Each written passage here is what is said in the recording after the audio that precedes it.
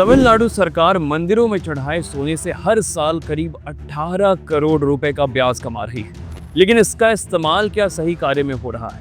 क्योंकि सरकार कह रही है कि वो जितने भी मंदिर हैं उससे जो सोना दान में दिया जाता है उसे पिघलाती है। फिर वो क्या करती है कि उसे 24 कैरेट सोने का ईंट बनाती है, उसे बैंक में जमा कराती है और करोड़ों का ब्याज कमाकर मंदिर के ही कामों में उसे इन्वेस्ट कर देती है। लेकिन सच ये भी है साहब दूसरी कि जहाँ राजनीति है ना, वहाँ भ्रष्टाचार होगा ही होगा। और यही जो बात है वो फ्री टेम्पल की जो मुहिम है उसे और मजबूत कर देता है। अब फ्री टेम्पल मूवमेंट ये कहता है कि जितने भी धर्म हैं, सिख हैं, बौद्ध हैं, इस्लाम है, जैन हैं, इनके रिलीजियस इंस्टीट्यूशंस पर सरकार का कोई कंट्रोल नहीं है, कोई दखल नहीं है।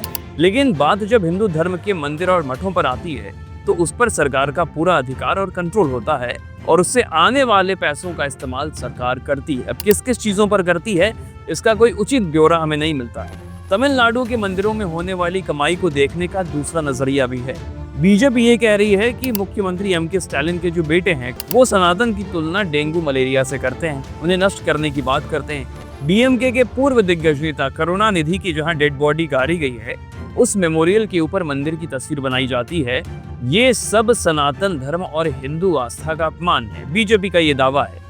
बावजूद इसके सरकार मंदिरों से आए पैसों का इस्तेमाल अपने फायदे, अपने चुनाव प्रचार के लिए करती है। ये भी बीजेपी का आरोप है। इस पूरी बहस में एक सवाल नक्की है कि सरकार चाहे जिस किसी की भी हो, उसका कंट्रोल मंदिरों पर, मठों पर होना चाहिए या नहीं होना चाहिए, और अगर हाँ तो बाकी रिलीजियस इंस्टीट्यूशंस जो हैं उन पर सरकार का कंट्रोल क्यों नहीं है।